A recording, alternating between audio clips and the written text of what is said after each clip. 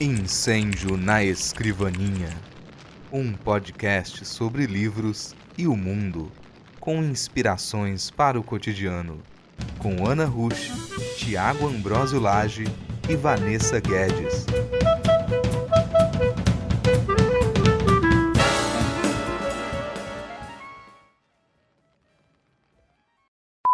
Esse podcast faz parte da iniciativa O Podcast é Delas. Saiba mais em opodcastedelas.com.br.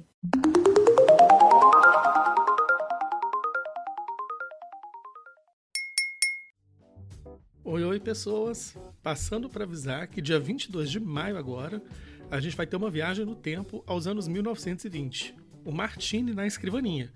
Um evento com história e muitos bons drinks. Inscrições pelo Simpla. Oi! Este é mais um episódio do Incêndio na Escrivaninha. Hoje nós vamos falar a respeito do código genético e a linguagem da vida. Algo que faz de cada organismo único, mas que todos eles têm em comum. Algo que sobreviveu às eras, num misto de estabilidade e mudança, numa linhagem feita por sobreviventes. Eu sou Tiago Ambrósio Lage, escritor, professor e doutor em biotecnologia. Já dei pulos de alegria no laboratório quando eu revelei meu primeiro gel de PCR. E agora eu quero chamar as pessoas vitais que dividem as ondas sonoras comigo para se apresentarem. Olá, eu sou Ana Rusch, sou escritora. Eu me recordo do tema genética do meu ensino médio, das minhas aulas depois no cursinho. Eu acho muito interessante o tema, não sei muito e tô aqui hoje para fazer meus comentários literários e para aprender também com o Tiago. E eu sou a Vanessa Guedes, junto com essa mesa linda hoje. Gente, na aula de biologia, a parte que eu menos estudei no colégio foi essa de genética e etc. Eu sou péssima, então acho que deve ser a coisa que eu menos sei do colégio é essa parte. Então eu tô pronta pra passar vergonha ou ficar calada. Não, sem problema. A gente vai falar também mais de literatura, né? É só um pano de fundo, assim. Mas antes de eu começar o episódio, né, da gente começar, eu vou trazer uma citação. Eu vou pedir pra Vanessa ler o trechinho e no final do episódio a gente conta de quem é essa citação. Vanessa, por favor, faça as honras. Agora eu vou fazer a minha contribuição pro episódio, que é ler um trecho de um livro, né? Este livro deveria ser lido quase como se fosse ficção científica. Ele destina-se a agradar a imaginação, mas não é ficção científica, é ciência. Seja ou não um lugar comum, mais estranho do que a ficção, exprime exatamente como me sinto com relação à verdade. Somos máquinas de sobrevivência, veículos robô programados cegamente para preservar as moléculas egoístas conhecidas como genes. Opa, bora pro episódio então, né?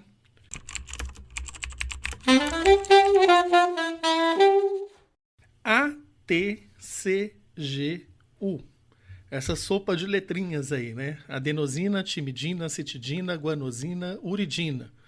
Os nucleotídeos, né? São 4 ou 5 letrinhas, né? Se a gente considerar a uridina do RNA, com as quais se descreve a planta baixa de todas as formas de vida do planeta.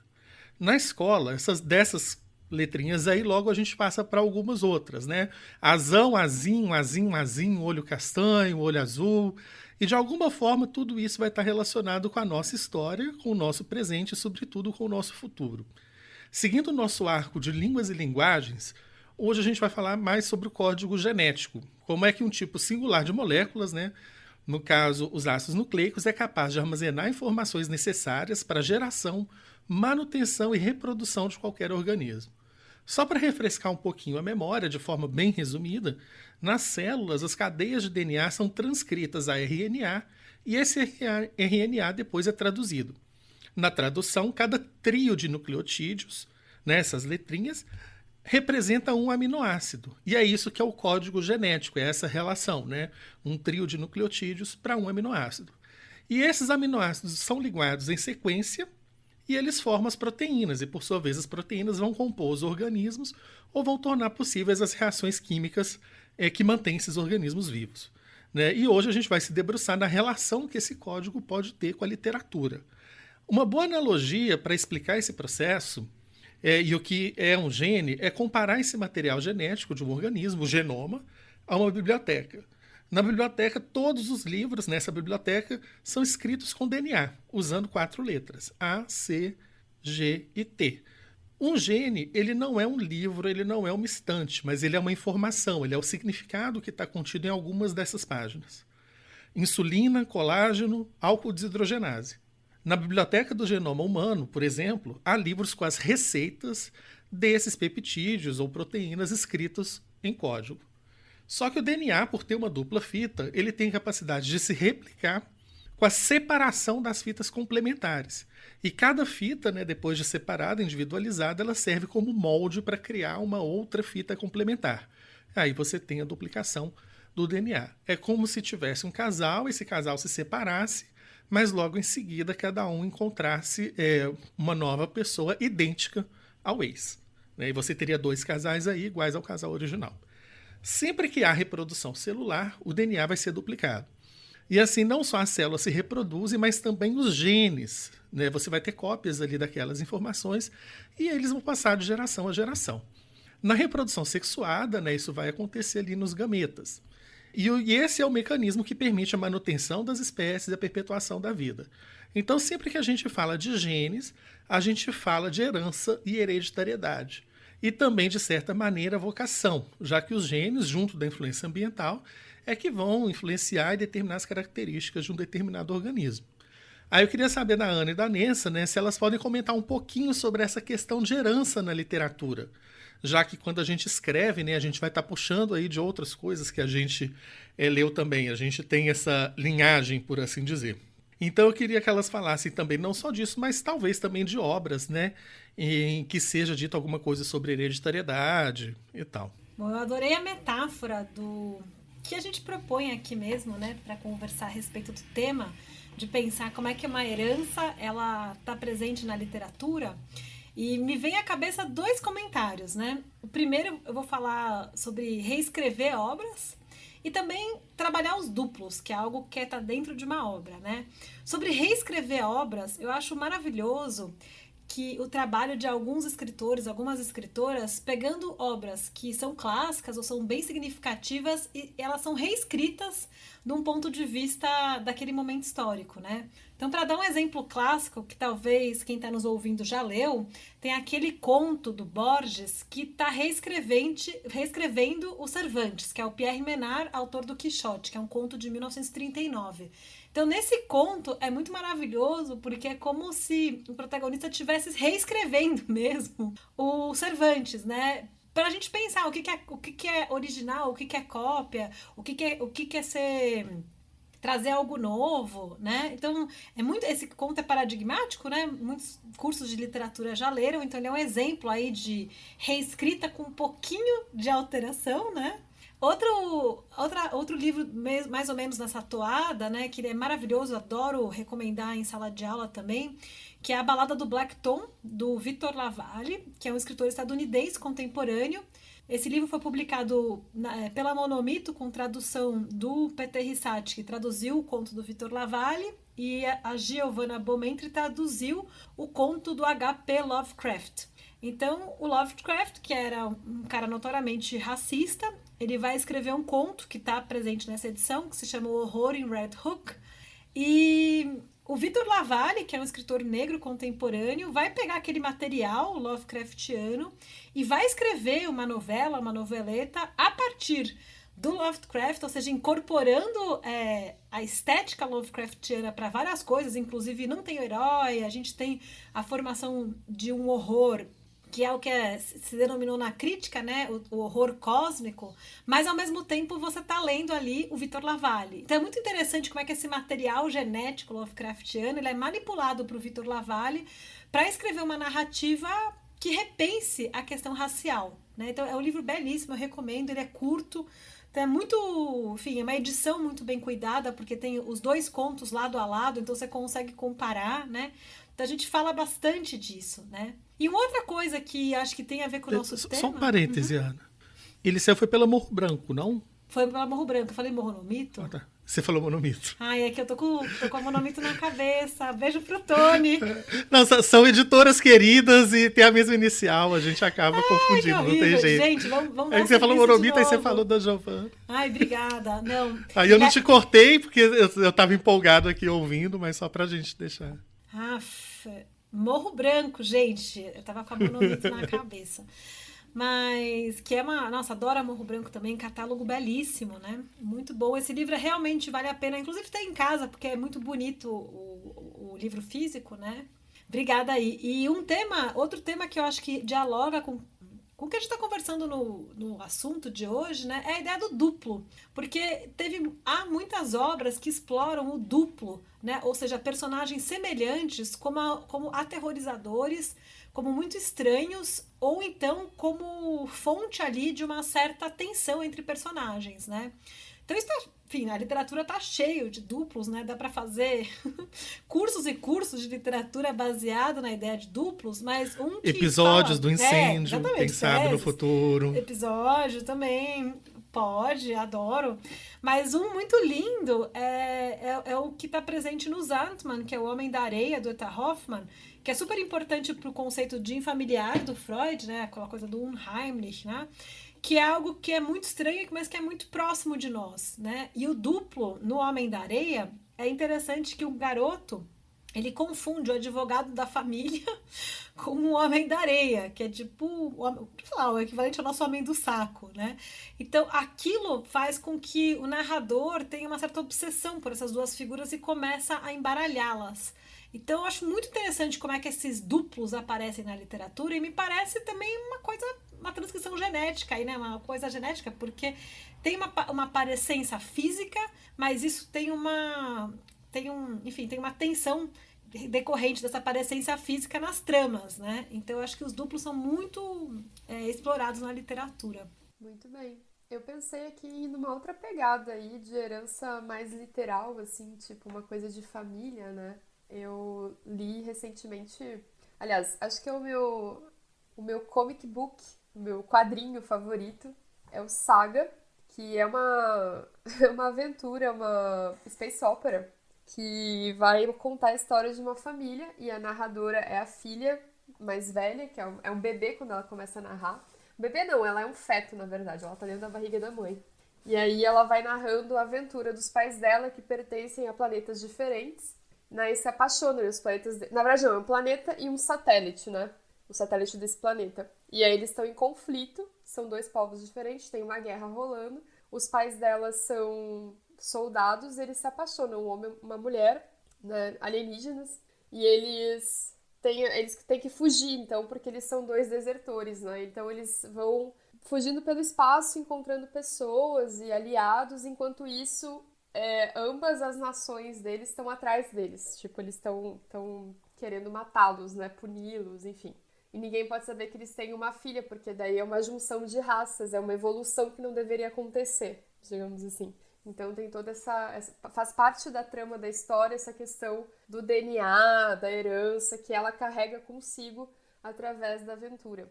E outro que me ocorreu é uma série de livros que são considerados livros de mulherzinha, Marian Keyes, ou Marian Keyes. Isso, acho que é Marian Keyes. Faz tempo que eu li, eu era adolescente.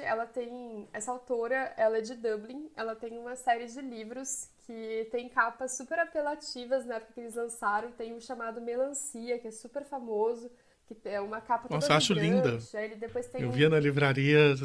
Então, tem o chamado Férias, tem outro... E esses livros, embora não esteja na capa escrito, eles são todos sobre membros da mesma família. São irmãs. Se eu não me engano, são 5 irmãs. E cada livro conta um pedaço da vida de cada uma delas, né? Então, cada vez que você lê um livro novo, você pode ler ele sem ter lido os outros, né? E aí tem uma irmã que é a narradora. E através das narrativas elas vão cruzando a vida delas e você vai até entendendo, né, com um pouco mais de profundidade, qual o papel que cada uma exerce ali, influencia na história da outra, né? Apesar de você não precisar ler tudo junto, né, como eu falei. E o terceiro que eu lembrei é o clássico que eu já citei aqui em outro episódio, mas que sempre me vem à cabeça quando se fala de herança e de família, que é a série O Tempo e o Vento, do Érico Veríssimo. Porque ela vai narrando a história do Rio Grande do Sul, da formação do que a gente entende o que é o Rio Grande do Sul hoje, através do sangue. Então, através do nascimento de crianças. Você vai acompanhando a vida das pessoas por gerações. Então, cada tomo, digamos assim, porque tem vários livros diferentes. O mais famoso é o Ana Terra, que é uma das personagens mais antigas, né, que aparecem ali. A Ana Terra, ela vai ter um filho com um personagem que é mestiço, indígena, com espanhol, né? E aí vai contar toda a questão dos conflitos das missões através da história da família da Ana Terra, que acaba matando esse indígena com quem ela tá tendo um caso, né? Que ele mora na fazenda da família. Mas antes disso tem a história dele, como ele nasceu, tem a história da mãe dele, né? Então, assim, e aí depois da Ana Terra ela vai ter um filho, né? Porque tem um fruto desse amor deles. E aí esse filho vai ser essa pessoa, daí gente, você vai acompanhando a história do filho dela, do filho dela, sabe? Até chegar lá nos Cambará, no Rodrigo Cambará, que vai ser neto dela, e... Enfim, é uma série de livros que trata sobre história, porque é ficção histórica. Tem vários personagens que realmente existiram, por exemplo, Sepete Iraju, que é um grande guerreiro indígena super famoso, que virou santo, inclusive, lá no Sul. Vai aparecer como personagem ali, vai ter falas, vai ter discussões existenciais ali na obra. E tem esse viés de herança. Quem somos nós? Qual é o nosso papel aqui como brasileiro? Será que a gente é brasileiro? Será que a gente não é? Né? Quem é que define quem é brasileiro nessa situação? É o sangue? É a terra? Então, eu acho que é uma boa premissa para quem está pensando nisso agora, ler alguns dos tomos do O Tempo e o Vento. Nossa, interessante. É bonita essa relação do o sangue, a terra, a cultura, né? Até que ponto são os genes ou o ambiente que determina quem a gente é. Só uma obra que eu acabei pensando aqui, enquanto vocês estavam falando, que é o clássico dos clássicos, que tem um pouco essa questão da herança, é o Dom Casmurro, né? Naquela questão da semelhança física do filho com Escobar ou não, né? É uma aparição aí, né, dessas questões de hereditariedade. Bom, mas dando seguimento aí, o DNA, ele é uma molécula muito estável, né? Até pelo fato de ser uma molécula tão importante, né? E ele é estável a ponto de ser possível recolher material genético de achados arqueológicos e até mesmo de material fossilizado. Obviamente, quanto mais antigo o material de origem, pior a qualidade do DNA, e mais difícil vai ser realizar qualquer tipo de análise com ele. Mas mesmo sendo estável, o processo de duplicação ele vai ser passível de erro, né? E um nucleotídeo, uma letrinha, vai ser copiada errada a cada 100 mil. É como se esses livros da nossa biblioteca eles fossem copiados por monges extremamente competentes que conferissem e reconferissem diversas vezes e iam ter esse elevadíssimo grau de precisão, né? Quem trabalha na cadeia do livro sabe, né, que se você errar um caractere a cada 100 mil, você está muito bem. E fatores ambientais também podem acabar desestabilizando o DNA, né? Que aí entra a questão da radiação ultravioleta, dos raios X, né, dos compostos químicos ali que são ou que geram radicais livres. O que isso significa? Que as mutações do DNA, as alterações nesse DNA, elas são inevitáveis. Mas só que, para nossa sorte, né, muitas vezes elas vão acontecer em regiões redundantes, né, ou livros em que não há nada codificado, não tem nada de relevante escrito, porque o DNA, especificamente dos eucariotos, né, Homo sapiens incluso, ele tem regiões ali que são desprovidas de significado. Mas essas mutações elas também podem influir no desenvolvimento dos micro-organismos, né? Elas podem alterar realmente palavras, ela pode alterar receitas ali de proteínas que vão gerar, né, nas gerações seguintes características diferentes da geração parental. Nem melhor nem pior, só diferente. Algumas dessas alterações vão ser incompatíveis com a vida, mas outras vão permanecer. E é assim que surge a diversidade dentro de uma mesma espécie, né? Aí eu queria agora que a Ana e a Vanessa comentassem, por favor, sobre mutação, né? Tanto em obras em que isso seja o tema ou foco, quanto na própria obra de vocês, né? Considerando o texto como um organismo e como é que a cada versão ele pode sendo alterado aqui e ali para poder atingir, né, uma versão que seria publicada, né, que seria considerada aí a versão final. Bom, eu queria falar de um livro que tem mutação como um dos temas centrais, né? É a mola que vai alterar aí, talvez, a trama, que é a Aniquilação, do Jeff Vandermeer.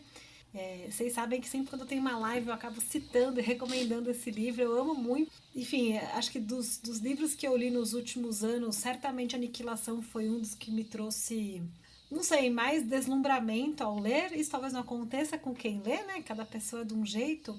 Mas em Aniquilação a gente tem uma área X, que é uma área misteriosa, e que várias pessoas são destacadas para fazer umas inspeções nessa área, uma área cujas bordas estão militarizadas, para descobrir o que aconteceu ali dentro em termos de fenômeno natural. Então é muito interessante porque sempre é esse segredo que nunca parece que vem à tona, é quase uma Moby Dick aí que você não consegue entender, né? Que eu acho lindo como é que o tratamento é feito da baleia, né? Em Moby Dick mesmo, que você nunca vê o todo da baleia, ela sempre fica submersa, né? Então na área X também você não entende o que está acontecendo, né? Ela é muito misteriosa. Então acho que por isso também é legal de ler o livro. Quer dizer, eu acho, né? Tem gente que deve achar muito chato, enfim, cada experiência de leitura é de um jeito. Mas é muito interessante porque na área X, tudo que a gente sabe é que as coisas se alteraram. E a gente não sabe muito bem como é que aquilo se alterou. E tem um tema do duplo muito forte nessa área X, porque as coisas elas se duplicam, mas com alterações. Então tá muito presente no que você está falando, né? E eu acho magnífico como é que o Jeff Vandermeer vai tratar o tema da natureza contra-atacando a humanidade com tudo que ela tem de magnífico, maravilhoso, extraordinário. Então é um grande livro a respeito de natureza e eu acho belíssimo mesmo. Recomendo muito a leitura e, na realidade, é uma trilogia, né? Eu não consegui parar. Quando eu terminei de ler o primeiro, eu já fui lendo os outros. A tradução é do Braulio Tavares, ou seja, é uma grande tradução também, porque é um livro difícil de ler no original. Tem muitas espécies de bicho, de pássaro, de árvore. Eu não consegui ler em inglês, então sou muito grata aí à tradução do Braulio. Excelente trabalho mesmo para trazer esse livro brilhante ao português. Está publicado pela Intrínseca. E para falar um pouco sobre a tua segunda pergunta, Thiago, sobre como que um original ele vai mutando a cada reescrita. Até a coisa. Eu gosto muito de reescrever, eu sempre falo sobre isso, né? Eu acho que um texto. Acho que separa as pessoas que gostam de escrever para pessoas que escrevem de maneira mais profissional, mais séria, é o trabalho de reescritura, né? Eu acho que é na edição aí que a coisa muda.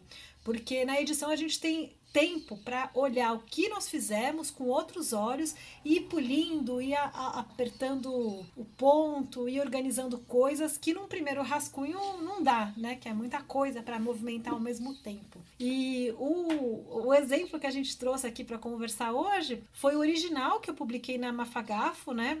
Que vai depois virar, então é uma noveleta que eu publiquei na Mafagafo, que depois vai crescer em tamanho, vai ter alteração de personagens para virar o livro A Telepatia São os Outros. Então, nesse processo, para dar exemplos, né, o texto é o mesmo, só que eu alterei a sequência de acontecimentos para ele ficar mais orgânico, porque na Mafagafo a gente tinha uma publicação em partes. O livro ele é um livro só, né? Então tinha que funcionar como livro dessa vez. Envelheci a protagonista, que eu acho que foi a melhor sacada de todas, porque há poucas mulheres de 50 anos que são retratadas na literatura, né? Ou elas são muito velhas ou muito jovens, e também, quando são muito velhas, também tem um problema de ser uma pessoa muito sábia, né? A Irene é uma pessoa sábia porque ela tem 50 anos, mas ao mesmo tempo ela também não teve muitas experiências de vida. Então eu coloco a Irene aí para viver uma experiência muito louca.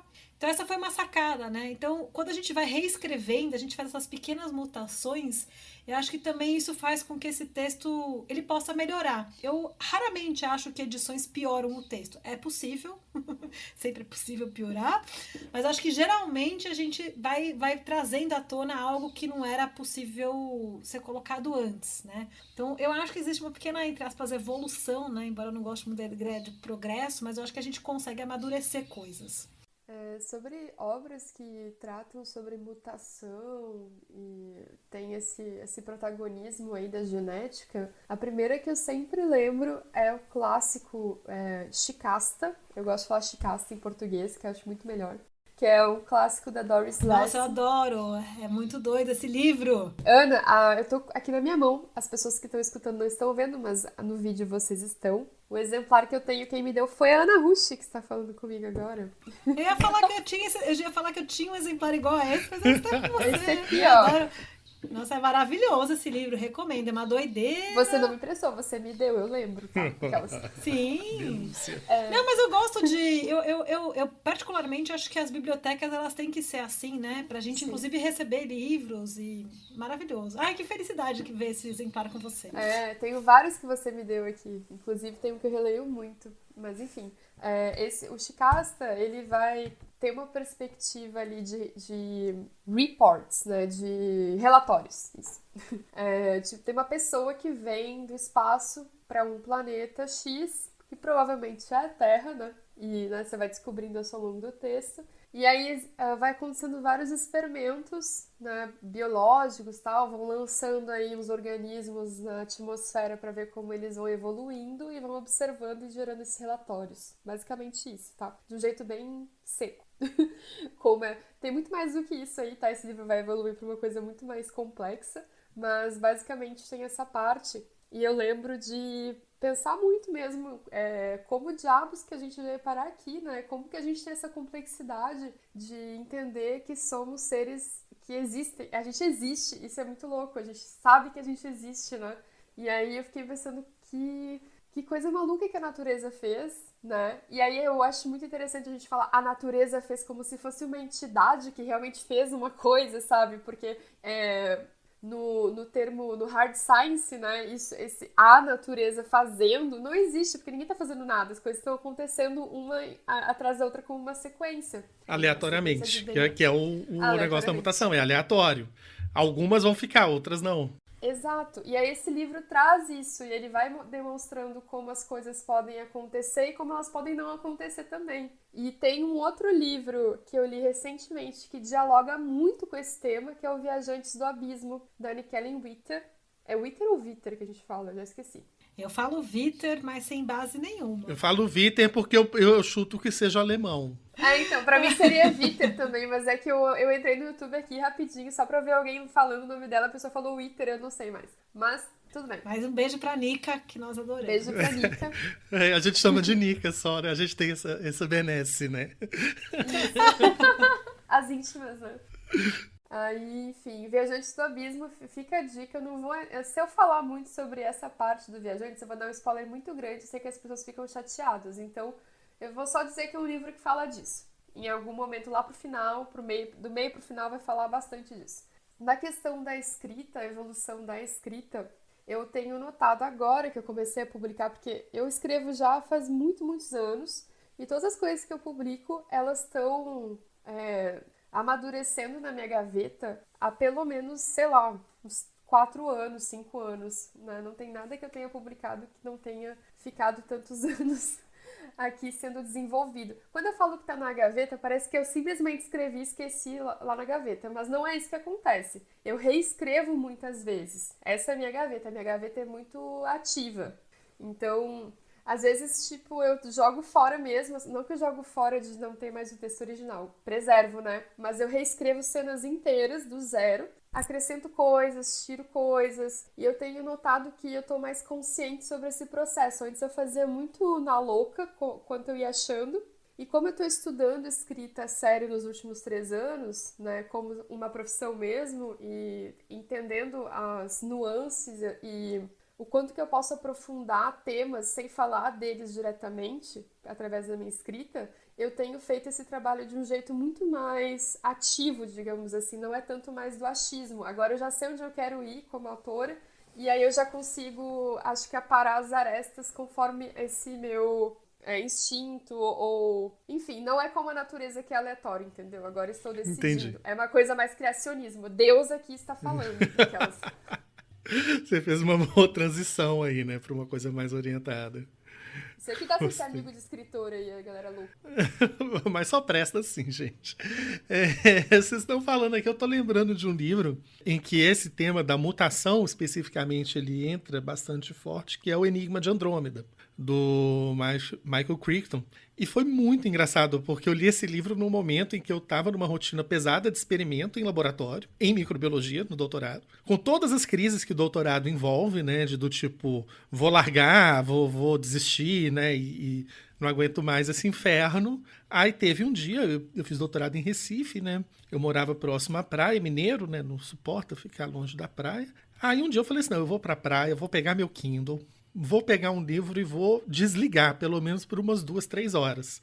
Peguei Enigma de Andrômeda, falei, poxa, vou ler isso aqui, que deve ser uma coisa espacial, né, na galáxia de Andrômeda, uma coisa bem louca. Quando eu abri, é sobre um micro-organismo, do tipo, metade do livro são experimentos em microbiologia. Então foi um grande sinal aí, né, dos deuses da escrita, para eu voltar pro laboratório e continuar lá com as minhas placas. E no livro tem bem isso, a descrição, né, de um micro-organismo, como é que ele vai ali por meio das mutações, né, conseguindo novas formas que vão se adaptando às condições em que ele está sendo cultivado. Porque nesse caso, né, dos micro-organismos, a gente percebe mais rápido essa questão das mutações, porque as gerações são mais curtas e a população é maior. Né? Então você tem ali, numa placa de Petri, uma população que equivaleria a uma população humana de um continente quase, ou mais até. Né? Então foi bastante isso. Mas, né, para a gente continuar a seguir aí, né, o curso, né, fazendo uma ligação um pouco disso tudo que a gente falou, inclusive quando a Ana fez o comentário eu não gosto muito de pensar em evolução, mas nem a coisa é raro, mas ela pode mudar para pior, é porque nesse processo de reescrita aí de um texto, de um original, a gente coloca essas mutações, mas ao mesmo tempo a gente faz uma seleção. Então talvez você não tenha essa questão de mudar para pior, porque ali você já se censura com alterações que tornariam aquele texto pior, ou menos apto, né, a sobreviver ao gosto dos leitores, né, e do mercado. Então, quando a gente fala de herança, a gente fala de quando as coisas se mantêm. E quando a gente fala de mutações, a gente fala de quando elas mudam. E nessa interação aí de herança e mutação e do ambiente, né, algumas dessas mutações vão permanecer e vão ser herdadas pelas outras gerações e outras não. E isso é evolução. Né? Tem uma concepção mais simplista e não muito correta da evolução, é que ela consiste na sobrevivência do mais forte. Sendo que o correto seria a sobrevivência do mais apto, porque o que vai determinar essa aptidão são as condições ambientais. Se a gente considerar aí os animais, por exemplo, as plantas na natureza, o mais apto pode ser um bico mais comprido, né? Um herbívoro que corra mais depressa para fugir dos predadores, um inseto que consiga se camuflar melhor, um predador que consiga matar a presa mais depressa, né? e evitar algum tipo de retaliação. Pode ser um animal que seja mais sociável, que vive em grupos maiores, pode ser o que tenha olhos mais sensíveis. Então, assim, tem uma infinidade de características que podem tornar um organismo mais apto a sobreviver. E as condições que vão determinar isso são chamadas de pressão evolutiva. A gente pode imaginar ela como se fosse uma peneira, em que os que passam na peneira sobrevivem e se reproduzem, e os que ficam retidos não vão ter tanto sucesso reprodutivo. E os que se reproduzirem vão passar os genes, que dão aquelas características, né, que tornam eles mais aptos a sobreviver para diante, pela hereditariedade. Né? E essa pressão evolutiva pode ser qualquer coisa. Né? Pode ser uma elevação da temperatura, uma diminuição da oferta de água, né? Ou no caso, por exemplo, do pássaro com o bico mais longo, porque se ele estiver num lugar em que ele tem que comer insetos que ficam presos na madeira ou na rocha, os de bico mais curto não vão conseguir, por exemplo. Né? E esses processos de mutação, eles continuam a acontecer. Então, a cada geração, você vai tendo essa seleção, mas a diversidade ainda vai ser gerada. E nessa roleta evolutiva aí, né, nesse grande cassino, você não sabe, na pressão, né, quais vão ser os requisitos para a sobrevivência. Então, como espécie, o que a diversidade faz é com que você aposte em vários números simultaneamente. Aí você aumenta a chance de algum daqueles indivíduos sobreviver e a espécie continuar a prosperar. E eu queria saber da Ana e da Vanessa se elas podem comentar um pouco sobre essa questão de evolução. Na ficção futurista ou na ficção fala de mundos paralelos, evolução pode ser abordada, mas também o próprio tratamento que a gente dá para os nossos textos, ele tem um pouco disso, né? Que a Ana já começou a comentar um pouco antes, né? Que a gente vai alterando nas edições, mas algumas alterações ficam e outras não. Aí eu queria ouvir vocês um pouquinho sobre isso. Eu separei para responder essa tua pergunta, um clássico da ficção científica, né, A Máquina do Tempo, do H.G. Wells, que ele é um livro que ele foi escrito ainda no século XIX, né, que a primeira edição foi de 1895. Não vou dar spoilers, apesar de ser um livro tão antigo, porque eu acho que vale a leitura, mas é muito interessante como o jovem H.G. Wells ainda, né, estava tratando esse assunto, porque no livro tem lá um viajante do tempo que vai, enfim, avançar no tempo quase 800 mil anos. Deixa eu colar aqui, eu acho que é isso, é 800 mil anos, é isso mesmo, né? 800, é isso mesmo. Aliás, à frente, né? Então é um pulão. Tem um erro de matemática nesse meu argumento, mas vocês entenderam, né, gente? Do número. Mas ele vai muito pra frente, né? E aí uma coisa interessante é que as personagens que ele encontra lá nesse futuro distante, né, fazendo essa previsão aí de como ela é uma humanidade mais mutada geneticamente. E é muito interessante que ele meio que mantém a luta de classe, de alguma forma, com uma relação genética. Então ele vai encontrar dois tipos, vamos dizer assim, de humanoides. Um deles são os Morlocks, que inclusive eu estou citando porque aparecem em outras obras, né? Foi o Wells que criou, mas aparece em obras derivadas, porque, enfim, ficção científica especulativa adora fazer isso, né? Você pega uma personagem de um e vai pra frente, que eu acho isso belíssimo, né? A grande conversação, conforme o John Clute fala, o Fábio Fernandes também sempre fala disso. Então esses Morlocks são seres que vivem embaixo da Terra, né? E aí características genéticas muito interessantes é que eles, por falta de exposição à luz, ficam com a pele e os pelos muito brancos, né? E esses humanoides aí, né? Eles também são muito sensíveis à luz do sol, né? Então são criaturas pálidas e são sensíveis à luz do sol, então tem um outro tipo de olho, né? E eu que escrevi, quando eu fui escrever um conto que às vezes eu menciono aqui, né? Que chama Na Era do Fogo, que foi publicado no Suplemento de Pernambuco em setembro do ano passado, eu tentei imaginar também como é que seriam pessoas que vivessem num futuro não muito distante como esse do Wells, né, mas um futurinho distante.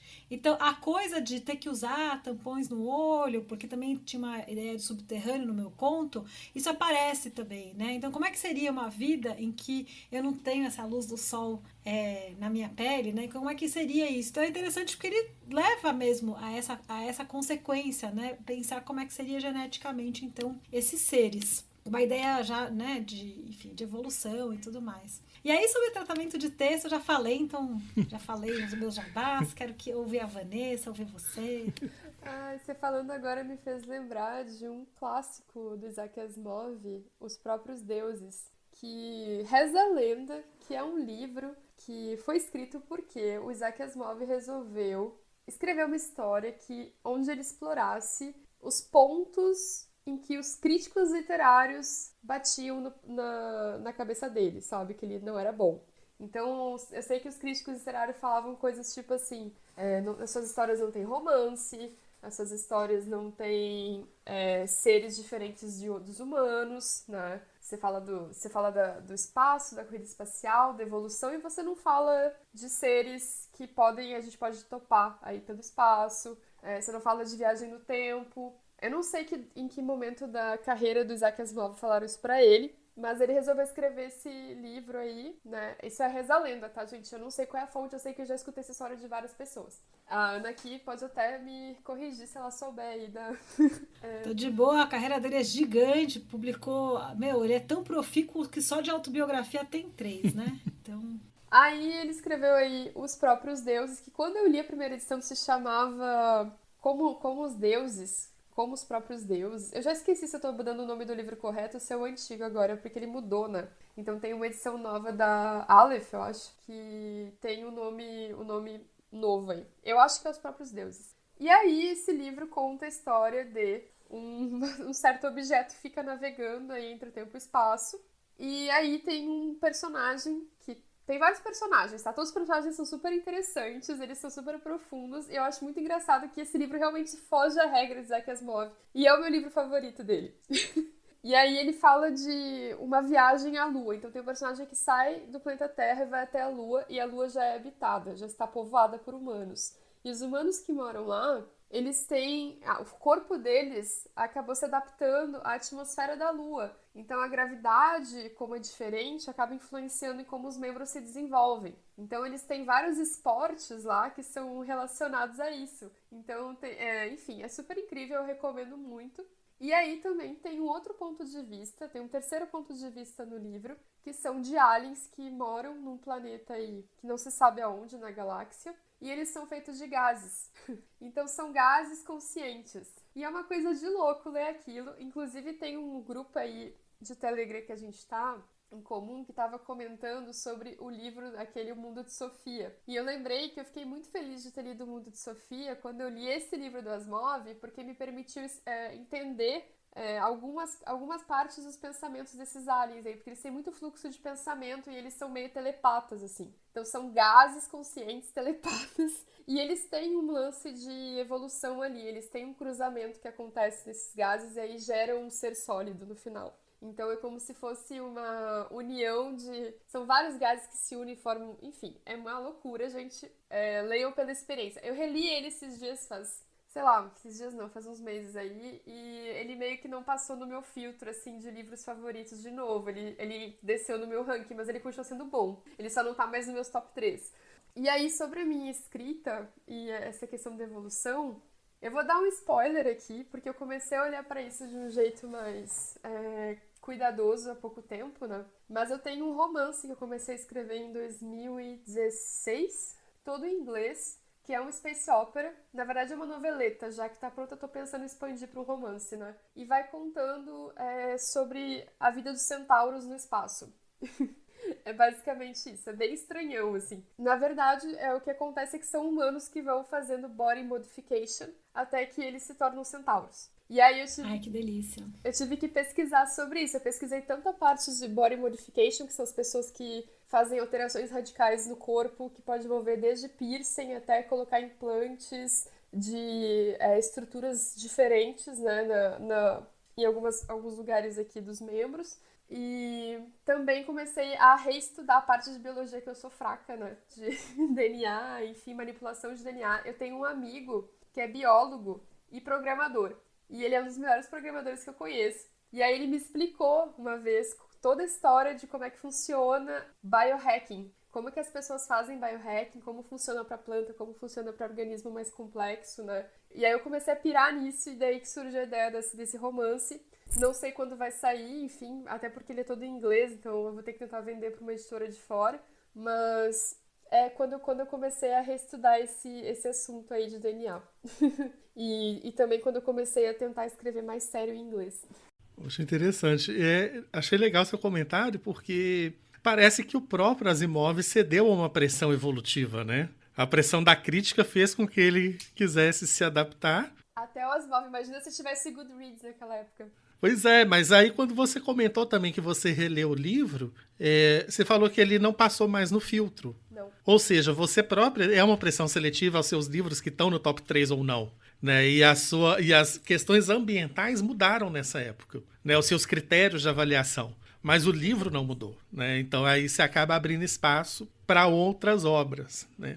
E um comentário, assim, não de nenhuma obra específica, né? Mas eu vi a Vanessa comentando sobre os centauros espaciais dela, que agora não é um spoiler, né? É um vem aí, a gente não sabe quando, mas acho que você assumiu o compromisso publicamente agora, né? De finalizar e publicar essa história. Nossa, já quero pois ler. Pois é, né? Já tem... E você sabe que eu tenho uma coisa parecida, então, né, Vanessa? Que a gente publicou lá atrás, naquele zine de tecnoxamanismo. Eu tô achando muito interessante tudo isso. Tô com um projeto de space opera que envolve alguma coisa nesse sentido também, mais via genética, né? Quem sabe não surge aí um universo compartilhado, né? Se a Ana já tem uma coisa nesse sentido. Nossa, eu lembrei, Ana, da mula. Da mula sem cabeça. É eu devia retomar isso. Gente, eu era fascinada por isso, mas sabe essas obsessões que você vai, só que elas terminam na praia? Quem sabe agora, né? Eu sempre acho que elas voltam, assim. Não, com certeza. Eu te falei que a minha mula sem cabeça voltou, ela voltou numa noveleta de fantasia, não é ficção científica, né? Muito bem. Bom, mas depois da gente terminar esses comentários, né, a gente começa a caminhar um pouco mais para o fim do episódio, né, que a gente já teve um papo longo aí e talvez tenham surgido aí até temas para incêndios futuros. Eu vou pedir para Vanessa, por favor, ler a citação que abriu o episódio novamente. Este livro deveria ser lido quase como se fosse ficção científica. Ele destina-se a agradar a imaginação, mas não é ficção científica, é ciência. Seja ou não um lugar comum, mais estranho do que ficção, exprime exatamente como me sinto com relação à verdade. Somos máquinas de sobrevivência, veículos robô programados cegamente para preservar as moléculas egoístas conhecidas como genes. De quem é esta citação? Do Richard Dawkins, biólogo e escritor britânico? Do Yuval Harari, escritor israelense? Da Clarice Lispector, escritora brasileira? Ou de Rosalind Franklin, química britânica? O que você está achando? Vou chutar, não conheço, não sei. Eu vou Clarice. chutar. Clarice, voto na Clarice. Será que Clarice estava escrevendo livros de não ficção? Bom, Eu acho a cara dela. a própria ficção dele é mais estranha que a ficção, né? Se a gente for parar pra pensar. Mas a resposta é Richard Dawkins. Esse trecho, Só. ele tá no prefácio do livro dele, O Gene Egoísta, né? Tanto que o próprio trecho termina falando dos genes como egoístas, e foi publicado em 1976. No Brasil, ele saiu em 2007 pela Companhia das Letras, e nele, o Dawkins fala bastante sobre o que são os genes, o processo de perpetuação desses genes via os organismos vivos. Então ele coloca muito isso, os organismos como veículos, que conduzem esses genes, sendo que o que fica, na verdade, são os genes. E o fato interessante, ele fala também sobre evolução, vários conceitos de biologia evolutiva de forma super acessível. Então é um livro que eu super recomendo. E além disso, nesse livro que foi cunhada a palavra meme, que eu fiz um comentário breve sobre isso, no nosso episódio sobre linguagem dos animais. E o meme, ele é comparado ao gene, o Dawkins faz um paralelo, é uma coisa mais no fim do livro isso, no sentido que o meme é algo que se replica e se perpetua, passando de um organismo para o outro e de gerações em gerações. Então o meme ele tem essa influência também. Aí hoje o meme acabou adquirindo esse outro significado, mas tem um poder de replicação muito grande também, tanto que até altera a nossa linguagem. Às vezes as pessoas conversando já no mundo real fazem referência a memes, já vai criando todo um outro contexto. E só um comentáriozinho extra, mas que é importante, eu não posso deixar de fazer, é sobre Rosalind Franklin, que é essa química britânica e foi uma mulher cientista invisibilizada na história da ciência. Mas pouco a pouco ela está retomando o legado dela. O trabalho dela foi essencial na determinação da estrutura em dupla hélice da molécula de DNA, que foi o que realmente abriu as portas para a manipulação de DNA, para todos esses estudos genéticos que a gente tem hoje, a criação de transgênicos, a compreensão de como essa molécula consegue se replicar, por causa da dupla hélice. Só que essa descoberta, que ela contribuiu bastante, rendeu um prêmio Nobel a 2 cientistas homens, Watson e Crick, e que não deram nenhum crédito a ela. Isso aí foi por causa de uma imagem que o chefe dela passou para eles, que eram de um grupo pesquisador rival, e a gente conhecer e reparar esse erro é o nosso dever também, perante a história das mulheres e a história da ciência, a história das mulheres na ciência, para a gente ter mais exemplos de mulheres cientistas aí, que inclusive agora Marie Curie voltou à baila, saiu mais um documentário sobre ela esses dias, e tá aí uma outra história que é legal da gente conhecer. Você está falando disso? Diga. Só para mandar um abraço solidário às mulheres da ciência, principalmente as que escrevem, porque no Prêmio Jabuti, no ano passado, fiquei surpresa quão poucas eram as finalistas, Então, quem sabe com a Marie Curie, e também acho que isso foi comentado em rede social, que quem for do júri ali tem um pouco mais de sensibilidade para reparar. Com certeza. Nas obras produzidas por mulheres, Que eu acho que até hoje isso termina acontecendo. A gente percebe com muita nitidez essa simetria quando a gente começa a entrar em laboratórios, e começa a viver a pesquisa. E você vê que em muitas áreas a preponderância é feminina. Uma mulher orientou meu doutorado, uma mulher orientou meu mestrado. Todos os laboratórios que eu frequentei, que eu trabalhei, eram majoritariamente femininos, a maior parte coordenado por mulheres. As pessoas que eu tenho parceria na academia são mulheres. Divido o laboratório com uma professora, já dividi com outra. Estou sempre orientando o trabalho de mulheres incríveis. Já orientei grandes mulheres também. Então, peraí, não é que não tem. Acho que está faltando, às vezes, um pouco de sensibilidade mesmo e de dar essa visibilidade. Então, para a gente ajudar até a combater aí, o machismo na academia. Tem que ser combatido em todas as áreas e na academia também, especialmente. Maravilhoso. faço esse discurso porque recentemente foi o Dia das Mulheres na Ciência. E a gente teve uma conversa um pouco longa sobre isso no grupo do WhatsApp do trabalho, né? Que ali também tem a formação de novas cientistas, né? Foi uma coisa que foi tocante, assim. Mas, bom, já estamos falando um pouco disso, né? Dessa pistolagem suave. Então, vamos para o fogaréu. Eu queria que a Ana e a Vanessa contassem pra gente alguma coisa que elas escolheram para queimar e alguma coisa que elas escolheram para aquecer os nossos corações e também fazer jabá, mandar um beijo aí aleatório para as pessoas. Eu queria, pegando esse gancho, né, queria queimar essas tantas barreiras, né, que existem na vida das mulheres que se dedicam à ciência. No caso, a ciência, aqui eu estou sendo mais específica, né, ciências exatas, biológicas, porque muitas vezes realmente é muito complicado, né? Então, enfim, que a gente veja mais mulheres cientistas, né? Eu me considero cientista, né? Porque eu sou de humanas e não sou cientista. Mas né? O O caso específico, né, das biológicas, das exatas, eu realmente... As ciências naturais, a gente pode colocar dessa complicado. forma. Pronto, gostei. Exatamente. Eu acho que realmente isso é algo que precisava ser alterado, principalmente se a gente pensar aqui no Brasil, né? Para aquecer, queria realmente convidar vocês a lerem Aniquilação. Eu acho um livraço mesmo. Eu acho muito engraçado que eu acabo ficando amiga das pessoas por conta dos livros que eu gosto, né?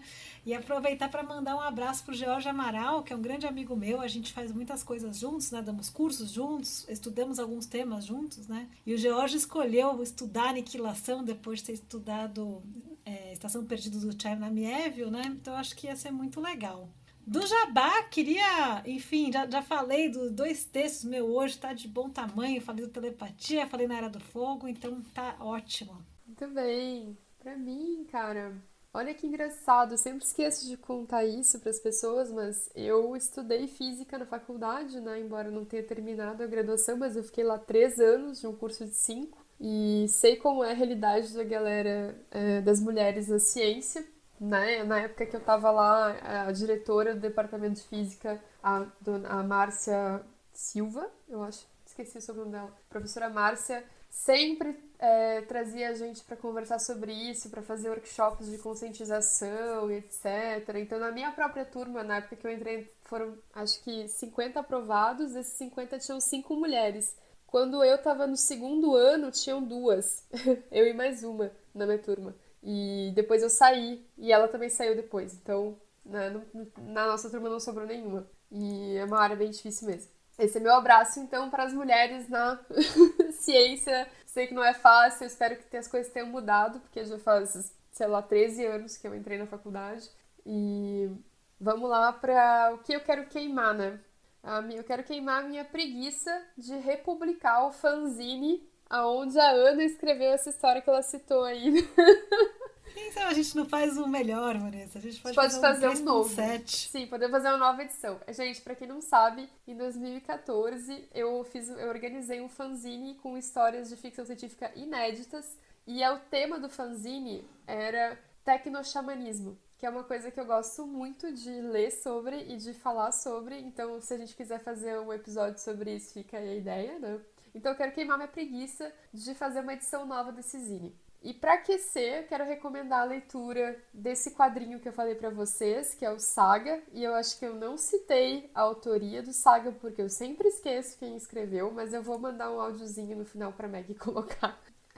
O Saga é muito bom e fala sobre questões de família, de irmãos, né, de conflitos, e fala sobre transgeneridade também, né, como é a família ver essa transformação, enfim, tem uma questão de coisas aí. E fala sobre também a queda da monarquia. Acho sempre muito importante. Tem um plot aí sobre a queda da monarquia que é muito bom. E acho que é isso, né? E jabá, fica aí a minha contribuição aí de várias metamorfoses, que foi o Suor e Silício na Terra da Garoa. 3ª edição da Mafagafo, mês de julho de 2020. Foi editado pela Giovanna Somente. Giovanna Bromente. Alô, Freud, manda um beijo. Muito bem. Nossa, eu me senti muito chique ela editando a minha novela, a minha noveleta, porque a mina vai lá e edita, tipo assim, sei lá, Kindred, sabe? Octavia Butler, sabe? Enfim. muito fina eu fui nesse momento. Então, assim, fica aí, a leitura é gratuita, vocês podem acessar o site da mafagafo.com.br. Antes do Thiago contar o que ele vai queimar, eu queria só fazer uma nota. Eu achei muito curioso, estou aqui fazendo a descrição do episódio. Quem dirigiu o Radioactive, que é o filme sobre a série sobre a Marie Curie na Netflix, é a Marjane Satrapi, que é uma grande escritora, enfim, faz HQ, né? Mas eu sou eternamente grata a ela por Persepolis, que é uma HQ que eu adoro, acho muito lindo. Ai, sim. E tô surpresa que foi ela que fez a direção, assim, deu até um quentinho no coração. Essa HQ é muito, muito boa. Porque, e eu fui pro Irã algumas vezes, né, e apesar de Persepolis não retratar, enfim, o Irã contemporâneo e tal, foi uma forma muito bonita de eu entrar em contato um pouco melhor com a cultura, né, e, enfim, tudo que aconteceu historicamente, então... Uau, eu não tinha assistido a série da Marie Curie, mas já subiu na minha lista. Eu agora tô animado para as duas coisas. O Persepolis eu tenho ele aqui, mas ainda não li. Né? E a série eu tenho interesse de ver, mas eu tô meio que postergando porque eu tô querendo ver com mais calma. Não tô querendo ver aquela coisa de compulsão, dar aquela maratonada antes de desmaiar. Tô querendo deixar um fim de semana, né, para ver com mais carinho, assim. E seguindo, então, né, no meu fogaréu, né, o que eu queria queimar mesmo são pensamentos anticientíficos, né, gente? Ciência é uma coisa menos complicada do que parece. Hoje a gente tem muitos canais, muitos meios de divulgação, mas só que tem muita essa resistência, esse desprezo pela ciência, e, de certa forma, a gente está pagando preço por isso como sociedade hoje, por causa do momento que a gente está vivendo, né? Para aquecer o coração, eu queria recomendar o Kurzgesagt, que é um canal de ciência no YouTube com animações. E fala de temas relacionados à astronomia, à biologia molecular, energia. É bem interessante esse canal, do tipo, os vídeos são em inglês, mas tem legendas em português. São boas legendas, não são legendas automáticas. E para quem tem interesse por qualquer tipo desse assunto... e às vezes convive, por exemplo, com pessoas mais novas que podem ter esse interesse, eu recomendo assistir esse canal, porque é bem interessante. De jabá, um jabazinho suave meu mesmo, é um conto que eu escrevi para a revista Maçã do Amor, que chama Malus restituta, né, que é aí um nome científico, né, de uma espécie de maçã que não existe no nosso mundo, mas existe no mundo aonde esse conto se passa. Né? Então vou deixar só essa informação aí, né, como uma conexão com o tema do episódio de hoje, mas é uma história romântica. E o meu abraço vai para quem insiste em fazer popularizar a ciência no Brasil, né, especialmente as mulheres. Estou roubando um pouco aí o abraço de Nessa, mas realmente a gente precisa de todos os abraços que a gente puder, ainda mais confrontando com o momento que a gente está vivendo. Bom, esse foi o Incêndio na Escrivaninha de hoje. Se você gostou do podcast, a gente tem uma newsletter e um canal no Telegram. Para assinar a nossa newsletter, é só entrar no site tinyletter, tinyletter.com/incêndio na escrivaninha. E o nosso canal no Telegram é o t.me/incêndio na escriva. E no próximo episódio, a gente vai dar continuidade ao nosso arco sobre línguas, linguagens e códigos, e a gente vai falar sobre a linguagem das máquinas. Obrigado e até lá. Tchau, tchau. Tchau, gente. Cruze, tchau. Só passando para lembrar, marca na agenda, marca no coração, que no dia 22 de maio nós vamos ter Martini na Escrivaninha, um sábado em 1920. Inscrições pelo Simpla. Você ouviu Incêndio na Escrivaninha, com Ana Rusch, Tiago Ambrósio Lage e Vanessa Guedes. Locução de vinheta, Rodrigo Hipólito.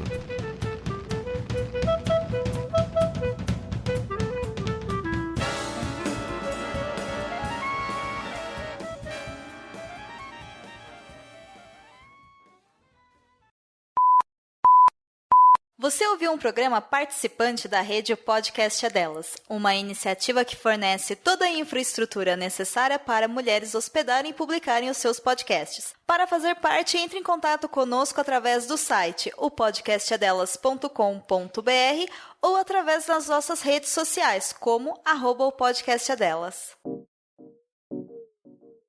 Editado por Dodô de Patinete. twitter.com/Dodô de Patinete.